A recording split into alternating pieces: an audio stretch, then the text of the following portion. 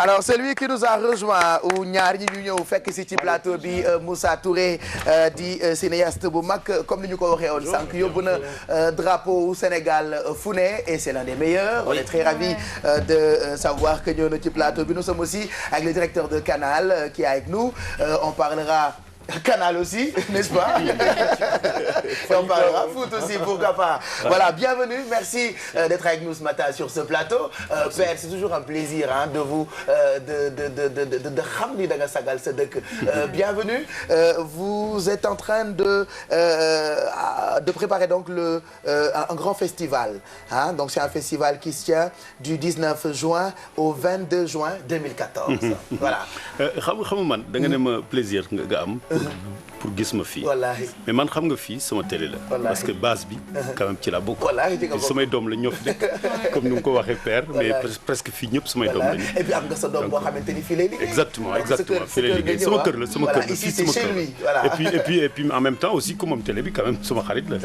ah parce que bon am na ay clipam yu ma def. et puis am na benn film même bu ma def. et puis li ko dal li dal président Youssou moo la dal. vous êtes des ambassadeurs du Sénégal. exactement alors donc soo ma waxee da nga am plaisir rek man maa la sama plaisir nag moo ëpp. ah mais kon on est content. plaisir partagé la et puis au fait effectivement benn festival laay def xam nga festival bi ça fait 11 ans ma koy def parce que ñun. xam nga Sénégal dañu nekk ci benn dëkk bu nga xam ne léegi xale yi ils sont à 75%. ñun mag ñi 25% lañu. donc ñun mag ñi dañu war a def pour xale yi. bépp mag bu nga xam ne da nga bokk ci 25% yi te defaloo pour xale yi da nga koy yëg. da nga koy yëg moos. da nga koy yëg donc man ci 25% yi ba bokk. ci xale yi laay def donc festival bi may def. c'est que li ma am ci xalaat ak ci xam-xam moom lay pendant 10 jours. moom lay jox ay xale mais nag dafay fekk ñu liggéey parce que xam nga tey dafa am internet dañ ci mën a liggéey. ça veut dire que dafa am ñu nga xam ne école yi may dem di fa jàngale. ñooñu laay nekkal en correspondance ak xale yi. ñoom tamit par internet ñu jàngal sama xale yi. donc dañ leen di jàngal presque am na ay xale yu nga xam ne pendant 6 mois lañu jàng scénario. donc léegi nag pendant les 10 jours là xale yooyu dañuy def film yi. et puis en même temps aussi y a des films yu nga xam ne dama ko defoon ak yeneen xale. donc film yooyu la ñuy wane mais man plein air man maa ngi ci banlieue bi parce que xam nga effectivement Médina laa juddoo. Grand Dakar la màggee ak Sicap. le choix de la banlieue. mais man léegi maa ngi dëkk Mbao depuis des années et puis man xam nga et puis au fait suñu waxee Sénégal banlieue la. et puis tendance bi léegi nekkatul Dakar. les gens ñu ngi dem ñi muus ñëpp hors de Dakar Rufisque, Mbao, Petit Mbao. et puis c'est des endroits c'est des endroits magnifiques tu vois donc voilà et puis au fait festival bi nag pour la première fois parce que dañu ma daan jàppale nag parce que au départ il y avait comment dirais-je la coopération espagnole pendant de longues années et puis après ministre bi daf fi daan jàpp ministre de la culture mais tous les ministres qui sont passés vous savez on a eu des ministres qui sont passés dans ce monde-là ministre de la culture on a eu une chouka j'ai jamais vu autant de ministres dans ma vie alors donc les ministres sont passés les ministres sont passés et puis au fait pour la première fois nag Canal Plus moom dafa ñëw moo nekk partenaire officiel. voilà moo tax ma ñëw ak moom parce que j'arrive pas à prononcer le nom Sébastien Puntorel. non Sébastien rek baax na. c'est pas mal pour une première fois c'est pas mal. voilà Sébastien Puntorel. donc mais li ma bëggoon eggali c'est que xam nga sama festival. c'est que Youssou moom mooy parrain à vie. ça veut dire que festival parce que moom moo jëkk ubbi festival bi. mais chaque année dafa am damay jël benn artiste mu nekk parrain bi. ça veut dire que ñoom Coumba Gawlo jaar na. Dëggati jaar na. Pape Diouf jaar na. dafay jaaraat. mais année bi aussi Daara J famille ñoom ñooy parrain bi. mais ouverture bi parce que l'autre jour dama jot Pape ndam aussi dafay ñëw demee mu nga fa. moom mooy parce que xam nga boo nekkee père am na ñenn ñu nga xam ne franchement dañ lay toucher parce que Pape daf ma doon woyal addinaam.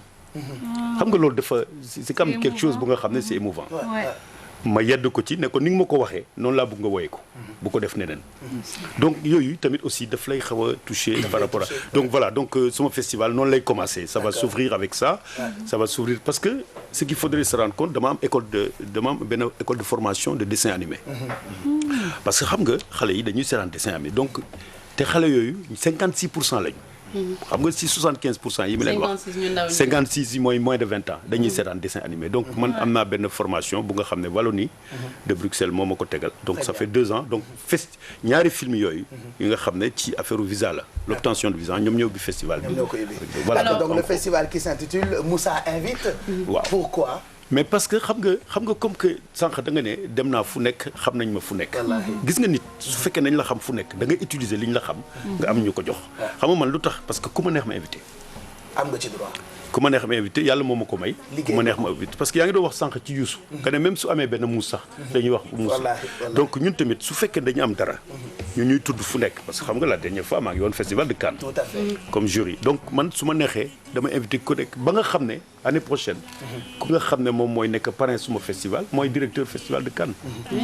loolu moo tax nag ma indi Moussa invite. parce que Moussa invite peut inviter. Il invite tout le monde. waaw mais nag da nga koy bul invité pour yow da nga invité pour nit ñi. Mais pourquoi mixer la musique, cinéma, théâtre? Parce que d'habitude festival yi soit c'est un festival bu musique bu ñëpp di jouer wala cinéma ou sinon théâtre. xam nga cinéma 7e art la xam nga lu tax ñu koy wax 7e art. c'est parce que moom moo mujjee. ci art yi. ba pare dajale art yëpp. c'est pour cela parce que art yi 6 la woon. moom mu ñoo nekk 7. donc 7e art ça cinéma lépp nga ci. musique ngi ci lépp nga ci donc.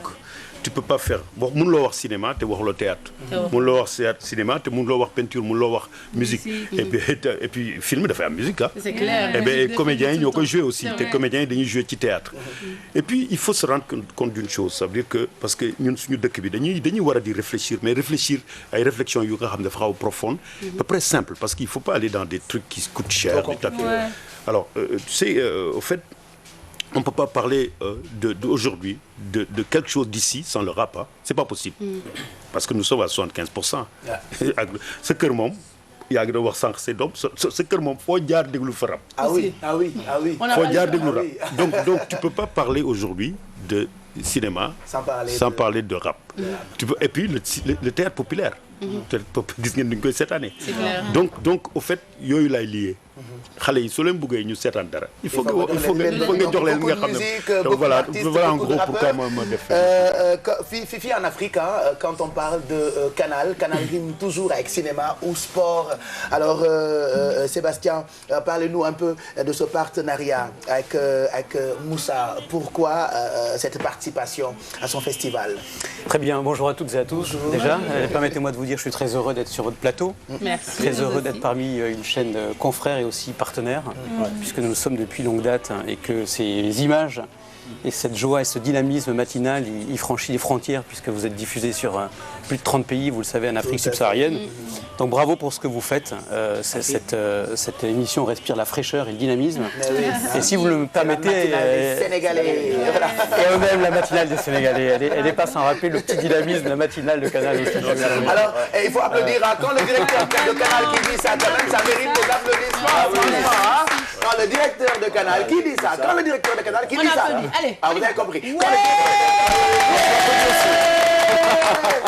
Merci Sébastien. Bon, super. Comme vous l'avez dit très bien, on a Canal, c'est deux fondamentaux, le sport et le cinéma. Donc le cinéma, c'est pour nous une histoire d'amour depuis que Canal existe. C'est plus de 400 films qui sont diffusés sur nos antennes par an, et c'est évidemment une volonté très forte d'aider, de poursuivre notre aide à la production au cinéma africain. Si on le fait, j'aime à rappeler que nous le faisons pas parce que c'est du cinéma africain, mais c'est parce que c'est du cinéma de qualité. Et ce partenariat avec Moussa Touré, eh bien vous l'aurez compris, il rejoint la qualité, la compétence, le professionnalisme. Donc il n'a pas démarré évidemment au niveau de ce festival, puisque ça fait un petit moment qu'on se suit, qu'on s'accompagne. Donc à travers les différentes productions que Moussa a réalisées jusqu'à présent, je dirais que c'est la suite logique de notre aventure commune que Canal ait souhaité aider, en tout cas Moussa, à travers ce festival. Je rappellerai quelque chose d'important. C'est pas Moussa qui est venu nous voir sur ce festival, c'est le festival qui est venu à nous, parce que ce festival, on entend parler depuis très longtemps. Et puis c'est là qu'on a nous proposé en tout cas à Moussa, qu'il a accepté. Donc on est très fiers et je le remercie ici face à vous, que l'on soit partenaire et associé donc à ce festival, à qui je souhaite beaucoup de succès et de bonheur, mais je n'ai pas trop de doute en tout cas sur le succès. Donc le fait que ce soit du cinéma, effectivement, nous rapproche. Et puis le fait qu'il y ait cette volonté et ce clin d'œil tourné vers la jeunesse nous rapproche. C'est une des valeurs de Canal aussi, que de supporter les jeunes ou moins jeunes talents. Là, on parle en tout cas de jeunes réalisateurs. C'est important pour la jeunesse de nos jours, pour la jeunesse de nos pays, que de leur transmettre un métier. Et quoi de mieux que de transmettre un métier qui est de la création, car je rappellerai, et je crois que vous serez d'accord avec moi, que sans création, sans artistes, il n'y aurait pas de télévision. Effectivement, effectivement. Alors quel sera le rôle de Canal dans le festival? Alors le rôle de Canal, le patron, c'est Moussa, hein, voilà. Moussa, il reste le patron. Mais en fait, je pense qu'il veut dire comment est-ce que vous les soutenez. Voilà, les apports, c'est un soutien financier, parce qu'ils ont besoin aussi pour les festivals. Comment est-ce que Canal compte soutenir ce festival? Donc je crois qu'on a contribué pour que ce festival puisse avoir une organisation au niveau logistique encore plus professionnelle que les années précédentes, même si elle l'était déjà. S'agissant de la diffusion des œuvres, puisque vous voulez parler de ça, je répéterai que on a hâte de pouvoir diffuser toutes les œuvres de qualité. Donc si évidemment Moussa ou ses jeunes créateurs peuvent nous proposer des œuvres de qualité, on sera très heureux de les diffuser. À titre d'exemple, même si on n'est pas dans le festival, je rappellerai un projet que nous avons lancé en 2013 et sur lequel j'ai communiqué ici au mois de décembre, c'est l'Afrique au féminin. On a lancé un appel à candidature, donc là il était décidé aux réalisatrices, pardonne-moi Moussa, on était volontairement sectaires. Vous êtes d'accord avec moi toutes les deux? C'est même bien. Ce projet a conduit que sur une centaine de projets qui nous ont été présentés, eh bien 13 réalisatrices sont aujourd'hui accompagnées dans le métier de la formation, de la post-production, du montage, pour que ces œuvres puissent être diffusées à l'antenne, je l'espère en tout cas, au mois de septembre. Donc souhaitons-nous la même chose en tout cas. Mais moi, au fait, man lu ma bëggoon wax rek mooy tu sais xam nga ñun dafa am lu nga xam ne dañ ko war a di ko wane di ko tàmmaloo parce que xam nga tàmm du talal loxo. ça veut dire que dañu war a tàmm di xalaat te ñun ñoo ko war a jàngal xale. sànq yéen a ngi doon wax ne xale bi nga xam ne dafa rasta wala de papa bi di nga ko mais si ñun la. sooy wax rek parce que lu ñu waxee suñu waxee tamit papa yow tamit da ngay dellu say doom. ñun tamit dañu war a di jàngal xale yi ñu bañ di talal seen loxo. parce que man mi ngay gis du ma talal sama loxo. wallaahi. egg naa fenn fu nga xam ne comme disait Guelwaar. il disait quoi. jërëjëf baaraam yu ñu tàllal baaraam bu ñu tàllal ñaan la xaw ma am na nu mu ko doon waxee. léegi Guelwaar qui a été diffusé d'ailleurs sur Canal. léegi dañu war a collaborer et puis ñu xam surtout nag la jeunesse africaine. ñu xam ne ñun dañu xew. ça veut dire que ñoom ñoo xew xale yi. xale yi ñoo xew. suñ ko xamul il faut ñu yëgal leen ko.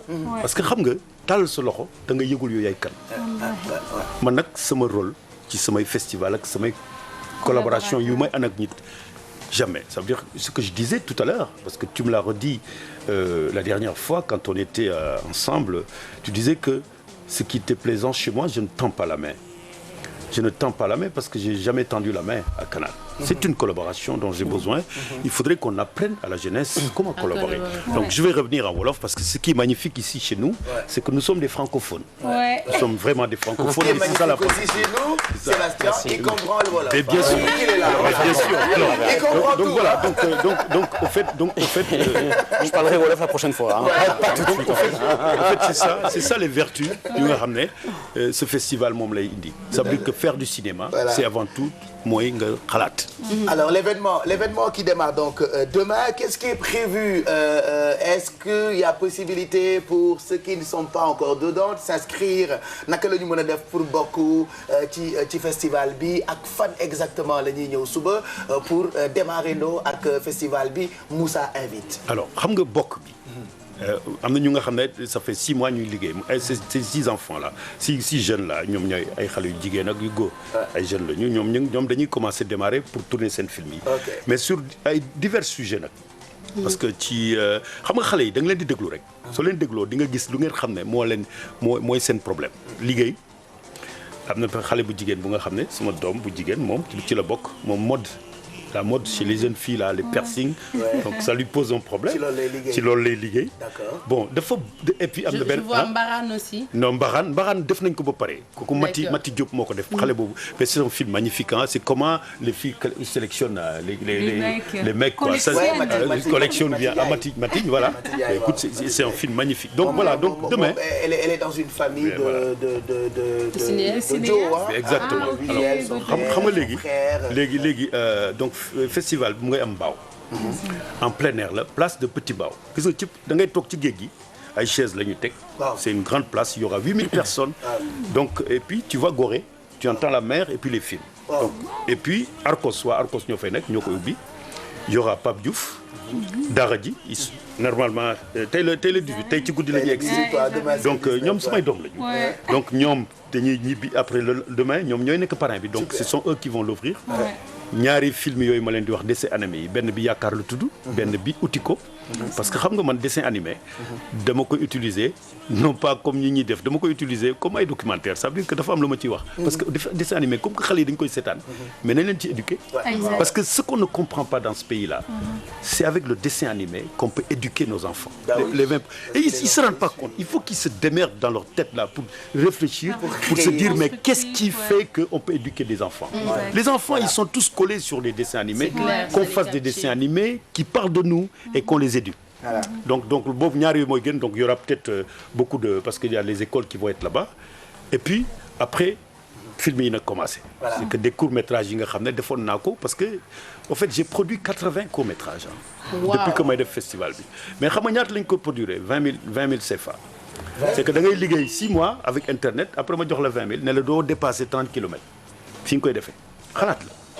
Parce que cinéma xalaat la rek lu deneen du affaire ay xaalis lu bari yooyu xalaat la donc ils vont faire et ils en ont fait 80 année bi 6 mois dem donc voilà donc en gros loolu pour bokk ci festival bi da ngay ñëw rek toog il y a des chaises en pagaille il y a une bonne sonorisation et puis vous savez il y a des écrans qui viennent de Cannes et voilà donc c'est des belles projections et puis il y a des Marocains qui vont venir parce que vous savez moi j'étais à l'ESSAV c'est une grande école de cinéma. C'est la plus grande école de cinéma en Afrique, au Maroc. Et dañu ma jëloon pour me suivre ay jeunes pour defloo leen ay films parce que comme que xam naa nu ñu koy defee tuuti rek.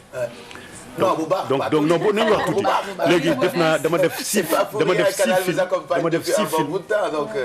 6 films foofu. Et le thème c'était sur le couple. D'accord. Donc on verra ces 6 films là et le meilleur des films c'est un Sénégalais. Qui s'appelle Pape Seck, c'est un des meilleurs de l'école et il vient de mon festival. D'accord. C'est le major de l'école. C'est bien. Alors, voilà. Moi j'ai envie de revenir surtout sur les apports de Canal pour les jeunes artistes, les jeunes créateurs. Alors souvent, les jeunes réalisateurs du continent, du Sénégal, Sébastien, ce qu'ils déplorent, c'est le fait que on les accompagne pas souvent côté production et Canal qui est là avec de grands cinéastes. Est-ce que vous avez prévu d'accompagner les jeunes cinéastes, réalisateurs, créateurs du continent? Je crois que Moussa a dit quelque chose de très important. Il faut que les jeunes puissent se manifester, faire preuve de dynamisme et si vous me permettez l'expression, sortent du bois. Donc nous le faisons, nous sommes allés les chercher, ces jeunes, à travers l'initiative dont je vous ai parlé tout à l'heure, cette Afrique projet au féminin, où on a reçu quand même une centaine de projets qui nous ont été présentés. Donc moi je ne peux qu'encourager en tout cas les jeunes, mais aussi les moins jeunes, mais là nous parlons des jeunes en tout cas, à nous soumettre des projets, parce qu'on a besoin de projets, on a besoin d'œuvres pour être diffusés à la télévision. Sortez vos projets. Vos scénarios, vos idées. Mais ce qu'il ne faut pas oublier, ça veut dire Canal il est en train aussi de faire autre chose. Bon, il ne vous a pas encore parlé de ça.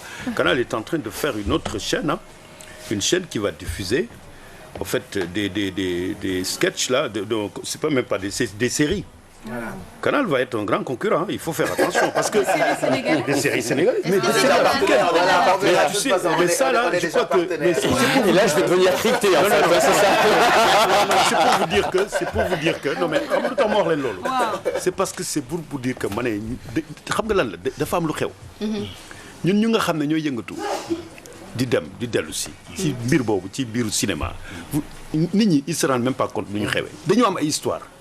am ay talent am ay xale te loolu force la bu nga xam ne on peut même man musuma gis mais ku mel ni yow maa ngi koy wax dama koy waxaataa force nga pour ñun alors dama am benn vidéo boo xamante ni yaa ko réalisé woon yi nga réalisé bëri na on va regarder ça vous allez vous rendre compte que depuis ñu nekk xale talent wu Moussa Touré daf yàgg accompagné ci ñuy seetaan parce que ay bëtu garmi la ñu yor regardez ni ma Moussa am nañu Grammy bi c'était magnifique donc suma yaram a ngi daw parce que xam nga moom tamit aussi dafa am ay relation discrètes yu ñu am wallaahi parce que dafa xam parce que kii dafa nekkoon benn affaire bu nga xam ne dañ ko ci topp pendant des années les 8 clips là 8 yi là dañ ko ci topp pendant des années nit ku nekk dem na pour seeti ko pour mu def ko mu xëy benn bés ne kii kenn rek moo koy def Moussa Touré. Voilà et c'est magnifique c'est magnifique, il a eu raison de gis ko alors monsieur Sébastien Puntorello c'est ça. Formidable.